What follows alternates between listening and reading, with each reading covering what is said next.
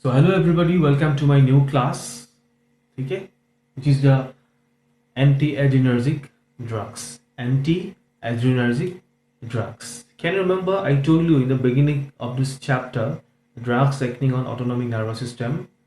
I just mentioned he will be studying 4 chapter out there, right? Cholinergic, anticholinergic, adrenergic, and anti-adrenergic. Okay, anticholinergic, I just kept it for another regions. In fact, I just told you to write the assignments. But today I'll be discussing about this anti-adrenergic, which is a very important chapter. And whenever you'll be studying the drugs acting on cardiovascular system, you must know about this anti-adrenergic drugs. Very, very important, right? So anti-adrenergic drugs, which is also said as the alpha blockers or beta blockers, because adrenergic receptors we know alpha 1, alpha 2, beta 1, beta 2, beta 3 mainly, right? So the drugs, those who are blocking these kinds of receptors, this is what we say as the anti-adrenergic drugs. It is also said as the sympatholytics. Sympatholytics. Okay, so one by one we'll be discussing about the drugs. Again, I'm telling you here you'll find different classification in different books, different kinds of classifications, but the drugs will be similar. So whatever classification you are studying, it is up to you. Okay, but the drugs everywhere you'll find the same drugs. Understood? Okay. Again, I would like to mention here you'll be studying like the previous one. I just told you these things in the previous chapter also. That means in the adrenergic drugs also. Okay. You'll find the one drug is having one drug is used in a various diseases. Same drug can be used in various kinds of diseases, but it doesn't mean this is the only drug that is or that have to be used in that particular diseases. For curing it for curing a disease, we need combination of drugs always, right? So these are the basics one. That means what? That XYZ drug can be used. It can be used. Whether it will be used or not, it is as per the expertise of the doctors or the healthcare professionals. Or whether these drugs will be used or not, it will based on so many other conditions. So pharmacology is the basic one. Okay, here we'll be studying what are the classification of drugs, characteristic of the drugs, the mechanisms, as well as in which conditions these drugs can be used. All right. So here I'm just putting this classification of drugs. You can have a look out here. It is divided into 2 main parts: alpha blockers as well as beta blockers. Then again, it is divided in non-selective or selective, reversible, irreversible. Okay, this way you can have a look. We'll be studying the drugs one by one. All right. So coming to the first drug of this chapter, this is what we say as the phentolamine. Phentolamine. Phentolamine. It is the first drug of this chapter that we are going to study about, right? So this phentolamine is a non-selective alpha blocker, which is also reversible. Okay, this phentolamine is a reversible alpha blockers. Reversible, what is reversible, irreversible blockers? Already we just came across that topic, right? So non-selective means what? It will block both alpha 1 as well as alpha 2 receptors. It can act on both alpha 1 and alpha 2 receptors, and it can block them. Now, if there is a alpha 1 plus alpha 2 block it, what are the things that can be happen? These things to be understood. Now see, alpha 1 receptor, mainly it is present in the blood vessel. We discussed. Okay, so this alpha 1 receptor and beta 2 both are present in the blood vessel. Because of alpha 1 receptor, there is a vasoconstriction, and because of beta 2 receptor, there is a vasodilatation. dilation. Both the receptors are acting, that is how we got a balance. Neither vasoconstriction nor vasodilation. Understood? Now, if we block this alpha 1 receptor is blocked. Now what will happen? Beta 2 receptor will activate more. Alpha 1 receptor is blocked, beta 2 receptor will activate more. This beta 2 receptor will cause vasodilation. That means what is the effect of alpha 1 blocking? Vasodilation. Vasodilation. Now if there is a vasodilation, of course blood pressure will be bit decreased. Okay, blood pressure will be bit decreased. Now we studied these things in anatomy and physiology while studying that one, regulation of blood pressure. If there is a sudden decrease in the blood pressure, automatically your baroreceptor and chemoreceptor will be activated. Here we are not considering the chemoreceptor because we are not discussing about this oxygen perfusion and anything. So here we have to say baroreceptor will be activated. Immediately there is a activation of this baroreceptor. Baroreceptor.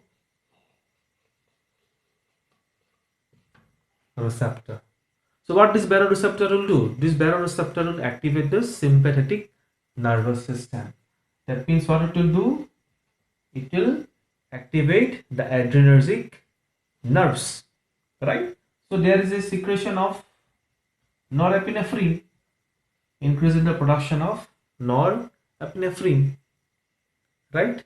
Now what does norepinephrine will do? It will cause increase in the heart rate.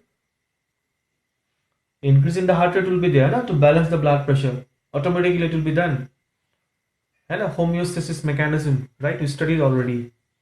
So there is a tachycardia. As this one is a reflex action, what is that? Already we studied, right? So it is said as the reflex tachycardia.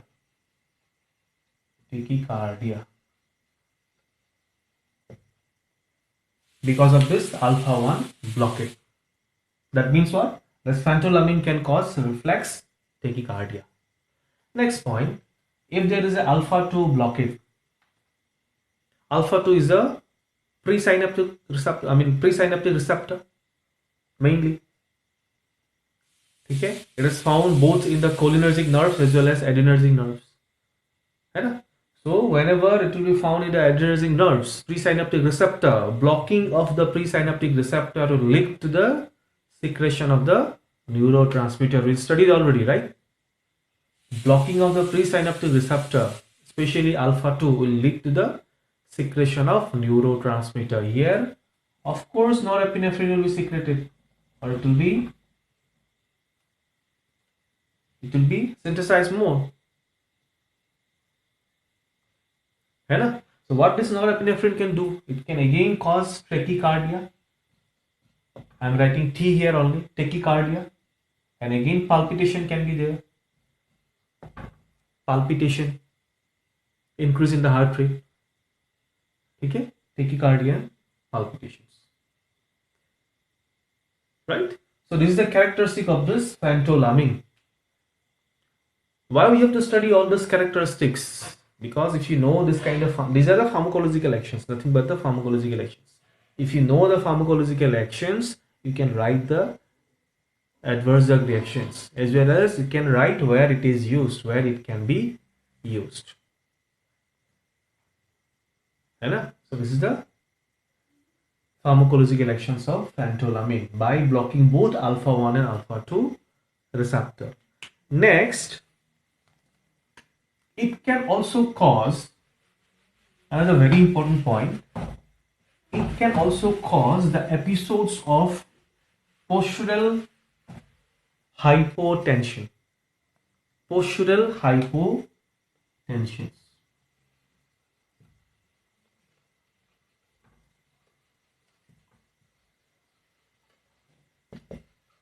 Postural hypotension. What is that? It is nothing but sudden decrease in the blood pressure if a patient suddenly stands up. Okay, suppose you have taken this tablet phentolamine and you are just lying on the bed. Suddenly if you stand up, there is a sudden decrease in the blood pressure. This is what we call as postural hypotension. Posture, depending on the posture, right? Now why it is happening? This is a kind of ADR also while using this kind of phentolamine. Now the question mark is why this is happening? Why there is a postural hypotension? The answer lies within this one. Alpha 1 blockers. Okay. Again, just I told you alpha 1 and beta 2. Alpha 1 will cause the vasoconstriction, beta 2 will cause the vasodilation. Both the receptors are activated. That is why there is a balance. Because of the reflex mechanism, if any person suddenly stands up, suddenly stands up, there is an immediate vasoconstriction of this vasoconstriction of the blood vessel of your lower limbs. ठीक है, नीचे वाला जितना भी portion होता है ना, for example your that one lips and all, ठीक है, यहाँ पे मसल जितना भी है, थाई मसल एवरीथिंग, वहाँ पे क्या होता है, we got the blood vessels, whenever the person immediately rise up, ठीक है, there is a sudden vasoconstriction and it is beneficial for us as we have the vasoconstriction. That is why there is no pulling of the blood because of the gravitational force from your head to the from your upper portion to the lower portion. ठीक है, it is a kind of defense mechanism for us. खड़े हो जाओगे तो क्या होगा, blood नीचे नहीं आएगा because of the gravitational force. क्यों नहीं आएगा? Why? Because automatically there is a vasoconstriction. Why there is a vasoconstriction? Because of this alpha 1 receptor. Now you have used this phentolamine, alpha 1 receptor is totally blocked. Now there is no chance of vasoconstriction. Instead, what will happen? Vasodilation will be there. If there is a vasodilation, there is a pulling of blood from your upper side to lower side. That means from your head to the limbs. Okay, from your head to feet. है ना? Now your brain is lacking the blood as well as this oxygen. Now you may suffer from cerebral hypoxia. Okay, vertigo can be there, vomiting can be there. है ना? So these are the characteristic features of this postural hypotension. Suddenly you feel like falling down. So the another effects, what we can say, nasal stuffiness. Why nasal stuffiness? Why? Because alpha 1 receptor can cause vasoconstriction of the blood vessel of your nasal mucosa. Because of last class I told you this thing. Because of the vasoconstriction, what is happening? Okay, the lumen size is increasing. There is a decongestion. But now alpha 1 will block. Vasodilation will be there. Okay, the lumen size will increase or decrease? It will be decrease. That is why there is a nasal stuffiness. Meiosis. Adrenergic drugs can cause mydriasis. Definitely, so anti-adrenergic it can cause meiosis. Ulta. Improve urine flow. Why? Because of the relaxation of the lower or we can say neck of the urinary bladder. And alpha 1 can cause contraction of this neck. That is why there is a urinary retention. Now if it is a blocker, what it can happen? It can relax. Urination will be there. Okay. Next, failure of ejaculation. We studied this one already. It's a kind of sexual disorder. Another very important point. This phentolamine can cause activation of this histamine receptor. Okay, H2 is the histamine receptor. And what is histamine? We studied in pathophysiology, right? So this histamine receptor or this histamine receptor activation can lead to the increase in the gastric acid secretion. Okay, so this increase in the gastric acid secretion is not linked with this kind of alpha 1 or alpha 2, but especially linked with the histamine receptor. Very important point, you should remember. ठीक है, in the competitive exam these things will come. Direct question नहीं आता है, indirect question से आता है हमेशा. Apart from this, it can also cause nausea, vomiting, very common. Every drugs are having the capacity to cause nausea and vomiting. Correct, right? Maybe or may not be. Next, it can cause loose motions also, diarrhea. Why? Because alpha 1 in intestine, if you see the chart, you'll remember, you'll come to know alpha 1 in intestine cause relaxation. Alpha 1 blocker will cause the contraction. That is why there is a loose motion or maybe diarrhea. Right? Coming to the therapeutic use of this phentolamine. First, very important, we can say it can be used in the diagnosis and management of pheochromocytoma. Two words: diagnosis, management. Right? I'll tell how.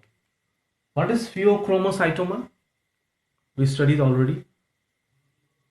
Tumor of the adrenal gland. Tumor of the adrenal gland, which can lead to increase in the secretion of hormone adrenaline or epinephrine. I'm writing adrenaline. There is always increase in the secretion of adrenaline if there is a pheochromocytoma, and which can lead to so many effects: increase in the blood pressure, tachycardia, palpitation, so many things will be there. Now, how it is diagnosed, how this phentolamine can be used for the diagnosis of this pheochromocytoma. Okay? Now you have to think of the previous concepts, previous chapter, where we studied vasomotor reversal of Dell phenomenon, adrenaline effect on blood pressure. What we studied there, alpha 1 adrenaline in a huge concentration can activate alpha 1 receptor. Can you remember? We studied high dose of adrenaline can cause severe vasoconstriction. If the dose of the adrenaline is declined, in a very low dose, it can activate the beta 2 receptor and it can cause vasodilations. Immediately, sudden rise in the blood pressure, and again there is a decrease in the blood pressure lower than the normal. After that, again it will come to the original level. We studied these things. Now, increase in the adrenaline means what? The concentration of adrenaline is huge. And because of this one, alpha 1 receptor will be activated. Vasoconstriction, if there is a vasoconstriction, total peripheral resistance will be activated and increase in the blood pressure. This is happening. Okay? Along with that, other things will be there. Beta 1 receptor will also be activated, right, which can again lead to increase in the blood pressure. Okay? Now, but here the main sudden rise in the blood pressure can occur due to the alpha 1 receptor. A huge rise in the blood pressure can occur due to this alpha 1 receptor. That is why if we give phentolamine, very small quantity, 5 mg only, if it can decrease the blood pressure about 25 to 30 mm mercury, mmHg, after giving 5 mg of phentolamine. This is a calculation actually. If it can decrease this amount of blood pressure, that time it is clear that this blood pressure, increase in the blood pressure, is due to the pheochromocytoma. Okay? If it is not 25 to 30 If it is very less than 25 to 30, that means it is the essential hypertension, not because of this pheochromocytoma. Okay, that means this phentolamine can block alpha 1 receptor. Understood? Okay. Now, next use we have for any kind of peripheral vascular diseases, peripheral vascular disorders. Okay, because this peripheral vascular disorders mean what? It can, there is a sudden vasoconstriction. If there is a vasoconstriction, this disorders can be worsened. So in this case, we are using the alpha 1 blocker. There is no sudden vasoconstriction. The blood vessel will be relaxed. Okay, for example, we have the condition called as the Raynaud's disease. RAYNAUD apostrophe. Raynaud's disease. Okay, this Raynaud's disease means what? It's a kind of feeling very numbness and coldness, feeling very cold and numbness of the extremities of your limb. Okay, why it is happening? Because of the vasoconstriction of this kind of, of the skin and all. Okay, so the next uses are dermal necrosis. While injecting norepinephrine or epinephrine, if there is an extra vision mane, suddenly if there is a leakage or by mistakenly, if that there is some problem in that injection site, then what may happen? There is a sudden vasoconstriction of the particular area, and this area, that smaller area, can be damaged. This is what we call as the dermal necrosis. To revert that condition, we are using this phentolamine.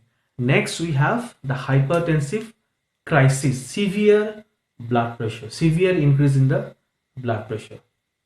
For conditions like abrupt withdrawal of this clonidine, we studied in the last class. Clonidine is a centrally acting antihypertensive drugs, agonist, alpha 2 agonist, right? So if there is a severe, suddenly if you withdraw this drug, what can happen? While injecting the drugs, while applying the drugs, there is always receptor upregulation of the alpha 1 receptors. Sensitivity of the alpha 1 receptor is getting increased day by day. Suddenly if you block the clonidine, okay, then what can happen? As alpha 1 receptor sensitivity is more, there is a sudden increase in the blood pressure. So to overcome this kind of problems, we can use this phentolamine. All right. So coming to the next drug, that is phenoxybenzaimine, alpha 1 plus alpha 2 blocker, non-selective. Okay. And also it can inhibit the reuptake of this norepinephrine, which will be there in the synapse. Okay. So most of the things are similar to that of phentolamine, as we have studied earlier. Why it is used, the actions, everything will be similar. But here we got a added advantage. What is the added advantage? This is the irreversible blocker. What does it mean? That means once it is get bound with the receptor, means it cannot be reverted back. Unbounding is not possible. In case of reversible, it can be bound or it can be unbound. Because of this nature, irreversible, it is most preferred drug in case of this pheochromocytoma. Of course, that is the use. The use of phenoxybenzaimine is the pheochromocytoma, as well as in case of the Raynaud's syndrome, just we have studied earlier. So coming to the next classes of drugs, selective alpha 1 blockers. That means these drugs will selectively block only the alpha 1 receptor, do not have any effect on the alpha 2 receptors. The first drug we have the prazosin. It is a prototype drug, main drug of this class. Okay. So other things, as this one is a blocking alpha 1 receptor, so whatever we have discussed till now, it will be same, except the tachycardia will be lesser. Why? Because it's not going to block the alpha 2 receptors. Okay? Alpha 2 blocking can lead to increase in the norepinephrine, so further tachycardia. No alpha 2 blocking, lesser tachycardia. Okay? Next, again, it's having another very good effect, that is, it can increase HDL, decrease LDL and TG. High density lipoproteins is increased, which is the good cholesterol, and bad cholesterols are decreasing. This is the added advantage. It can relax the neck of the bladder. Just we have studied, that is why there is a urinations. Okay? Then it can be used in case of this hypertension.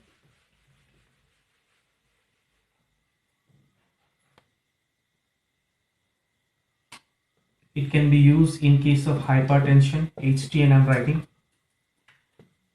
It can be used in case of benign prostatic hyperplasia. ठीक है? Benign prostatic hyperplasia.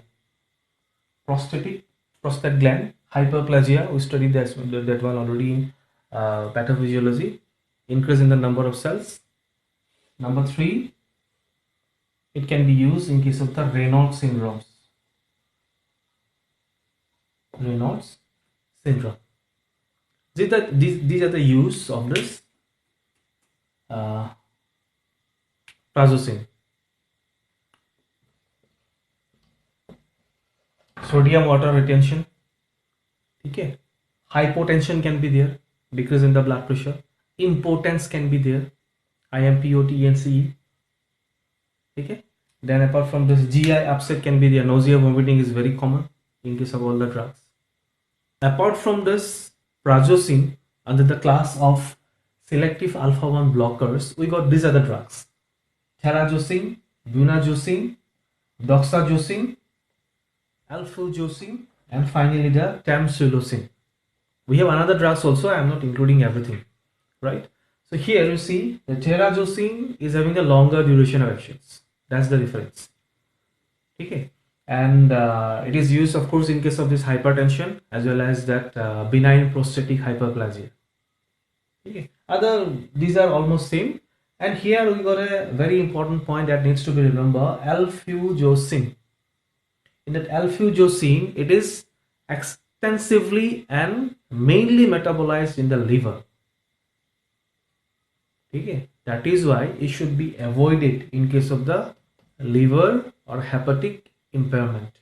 If the patient is having any liver disease or hepatic disorders, this alfuzosin should be avoided. Okay, but here in case of this tamsulosin, one very important point we need to remember: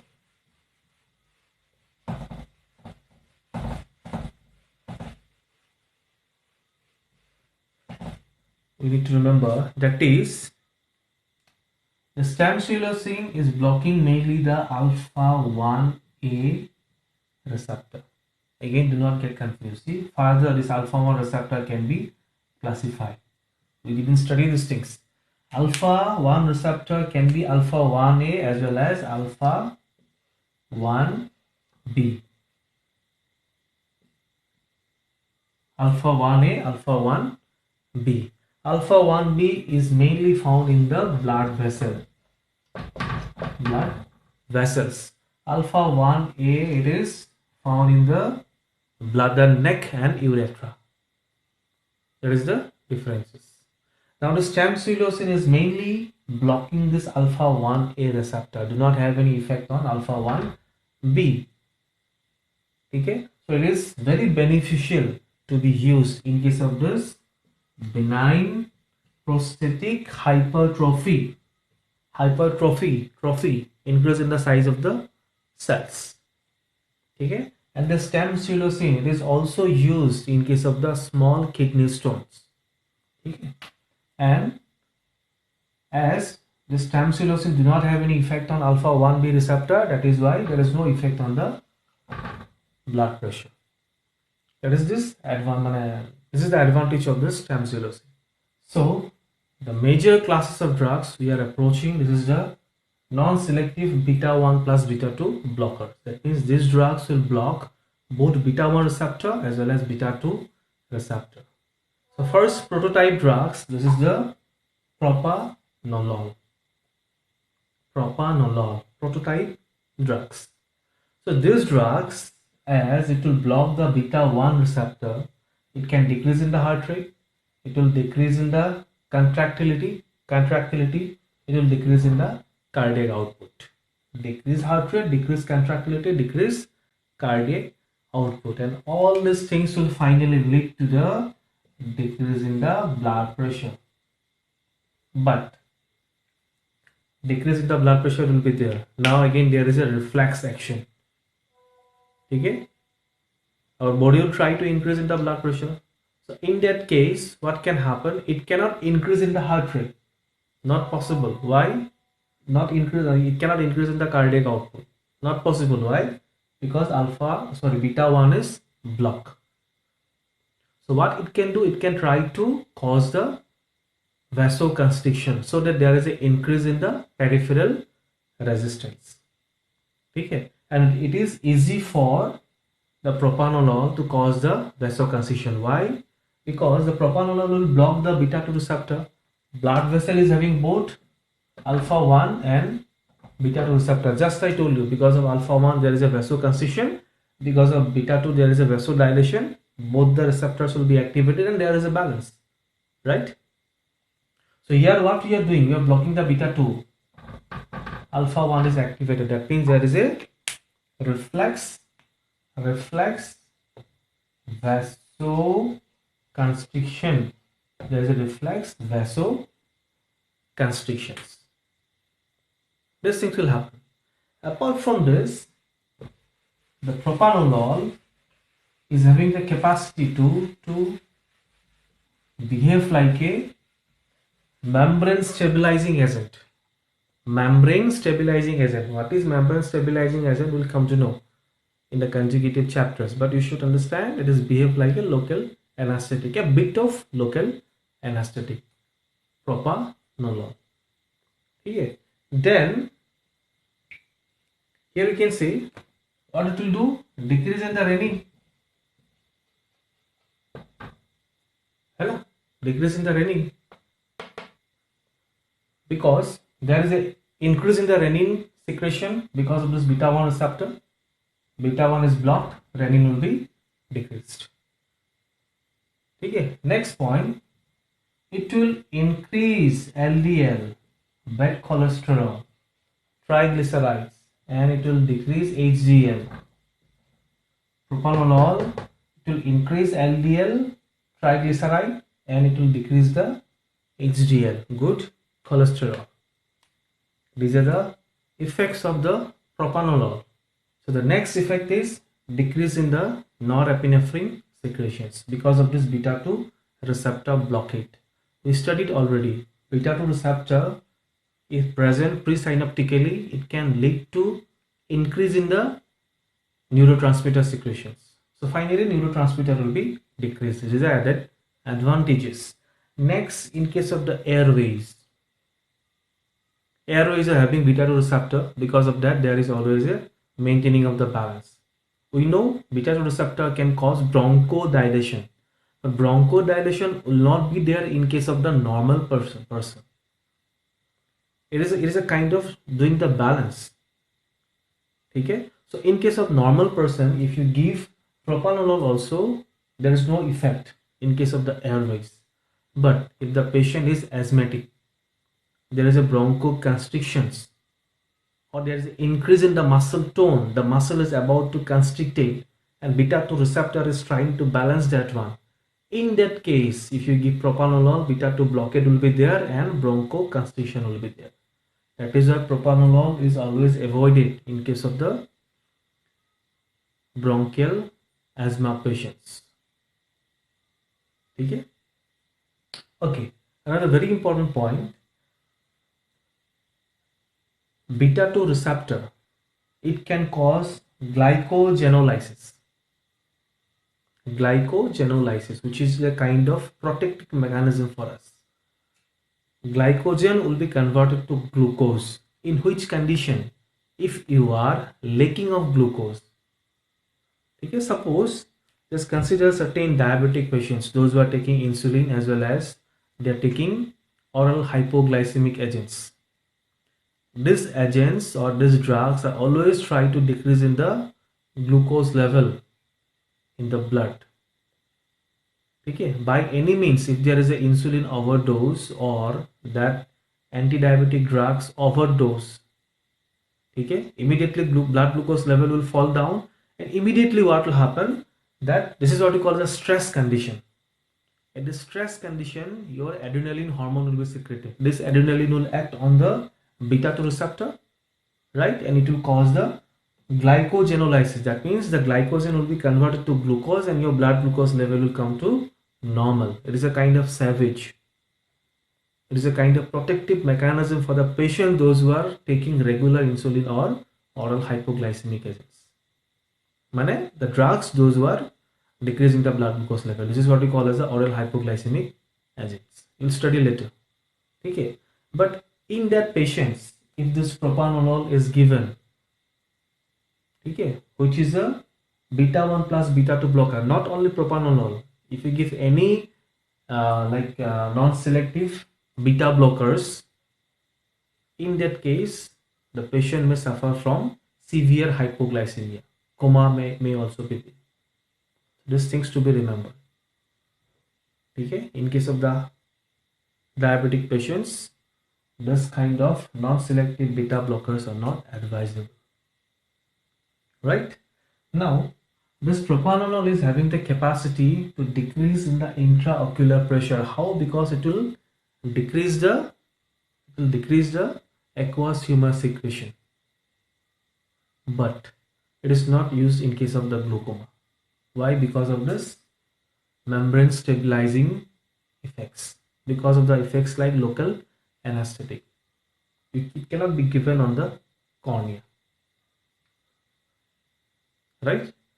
So this propranolol, because of this membrane stabilizing effect, or we have another effect, it is what we call as a direct cardio depressant. Directly it will depress the heart muscles, which is very helpful in case of the arrhythmia, to treat the arrhythmia. We'll study, you'll be studying in the next semester regarding this arrhythmia. That is why I'm not going in details. Okay, but it can be useful in case of this arrhythmia, cardiac arrhythmia. All right. So the therapeutic use of this propranolol, why this propranolol is used?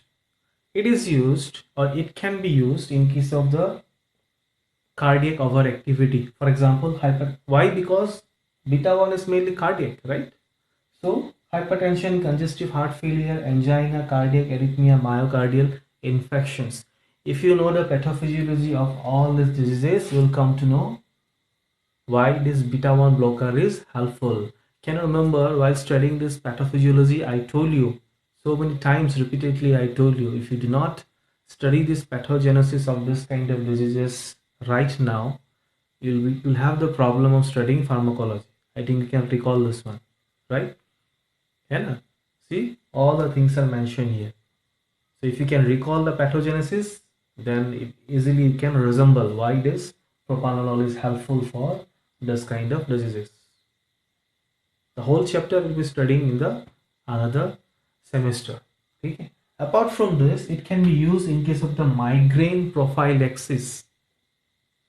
Migraine, severe headache. This migraine prophylaxis, why it is used of unknown mechanism. The mechanism is not still clear. Okay.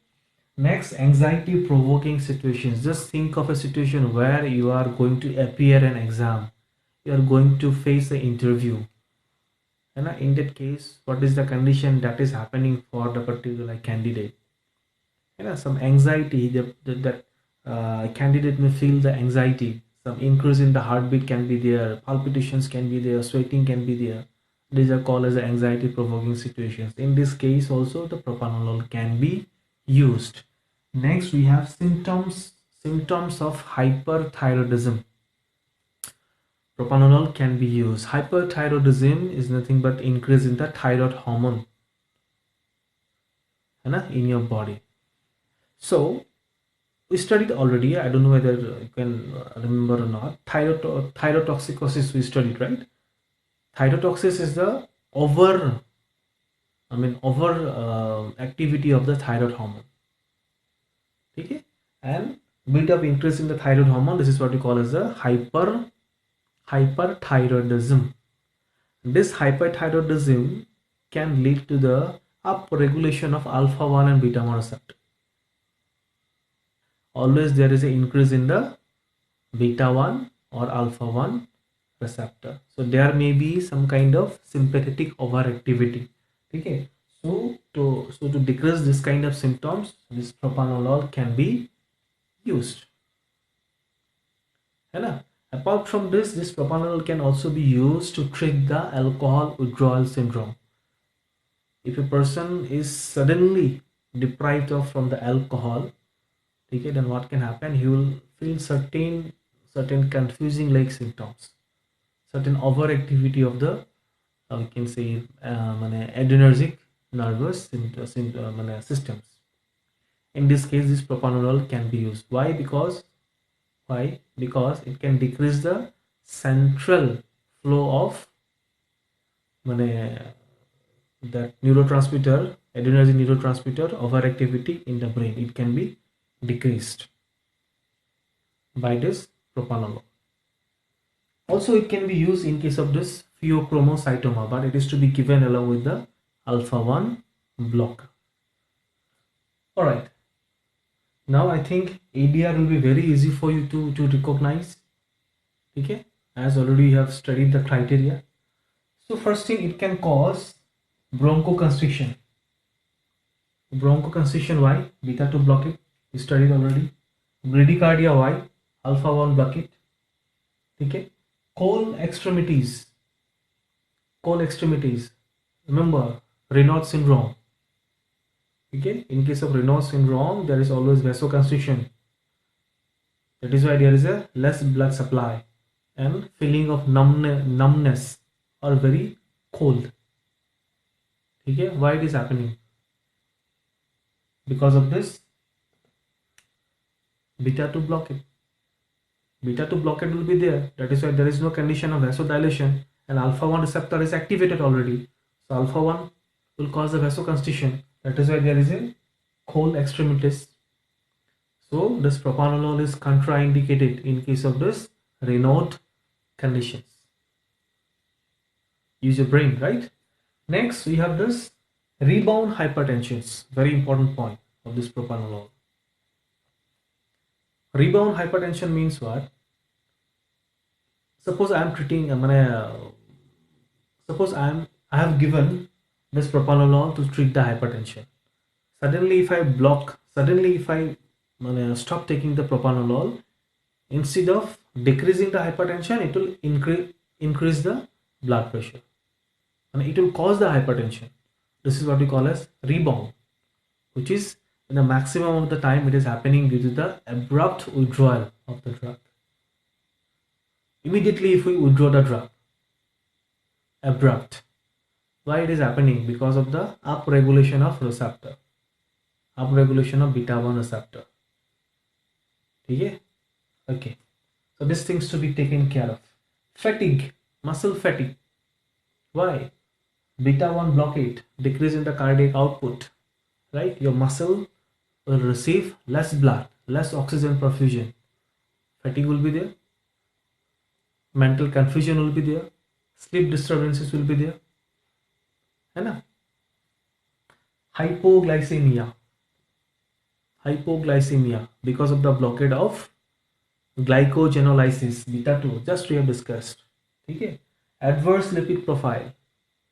It can cause, propranolol can cause increase in the triglyceride, increase in the LDL and decrease in the HDL. Very important. So the next example of this non-selective beta 1 beta 2 blockers, we have Stimolol. Similar to propanolol, but here we have an added advantage is it do not have any kind of membrane stabilizing effect. Okay, do not have any kind of local anesthetic type effect. That is why it is used in case of this glaucoma as a eye drop. It is used. No membrane stabilizing effect. Okay, here we have another examples of drugs also. This I'm not including everything because everything will be similar. Okay, next two very important drugs, pindolol and oxprinolol. Pindolol and oxprinolol. The therapeutic efficacy is always controversial for these two drugs. Okay, although so many people are suggesting, but so many scientists are suggesting, but this is somewhat controversial. Why? Because it is having intrinsic sympathomimetic effect. Mane ki? Mane, these are the blockers, non-selective beta 1 plus beta 2 blockers. It can block beta 1, beta 2. Again, it can activate beta 1, beta 2 also.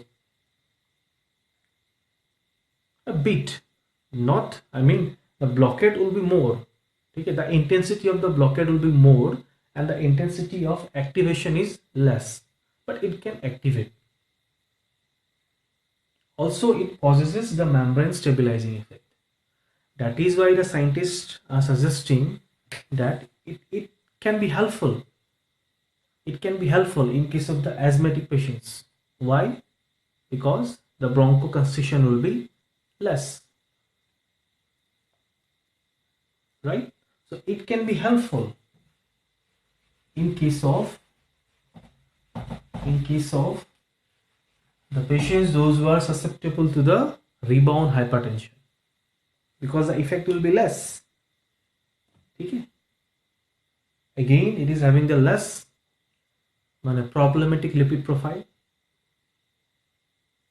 And lipid profile is a cause.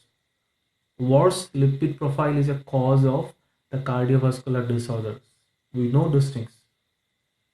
So it can be used because it will have a less worsen in case of the lipid profile. Bradycardia will be less. But all these are controversial. So the next classes of drugs we have selective beta 1 blockers. These drugs are capable of blocking predominantly beta 1 receptor.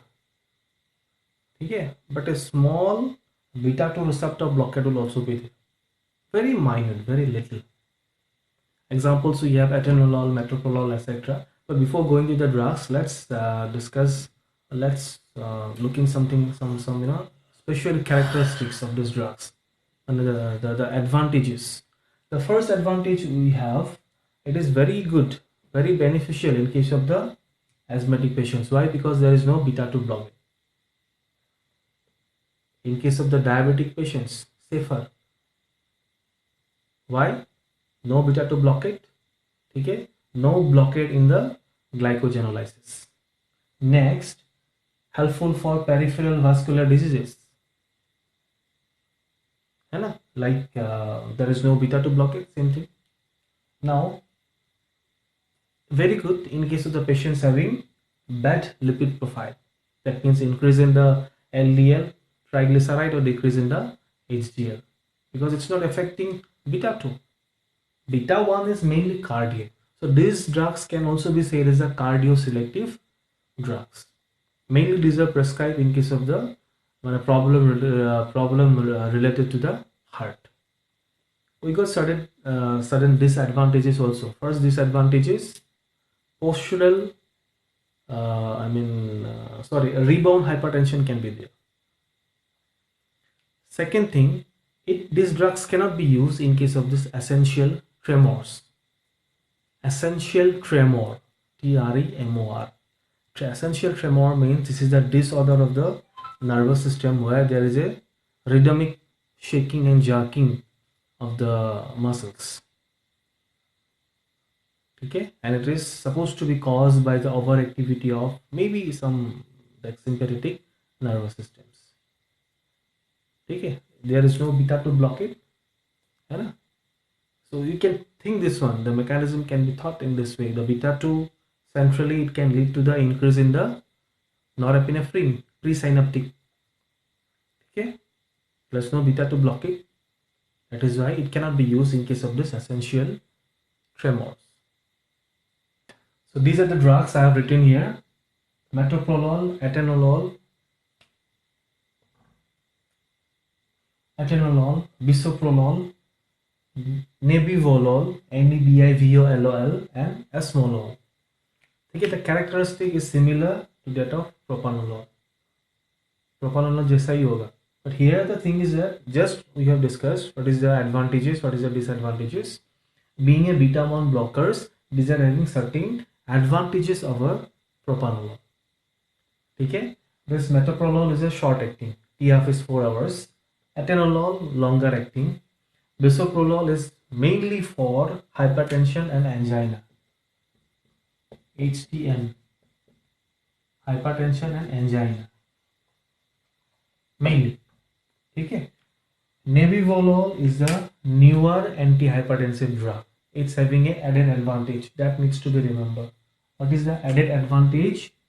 It can secrete nitric oxide, NO, increasing the production of nitric oxide. Can you remember in case of the cholinergic nervous system we studied this?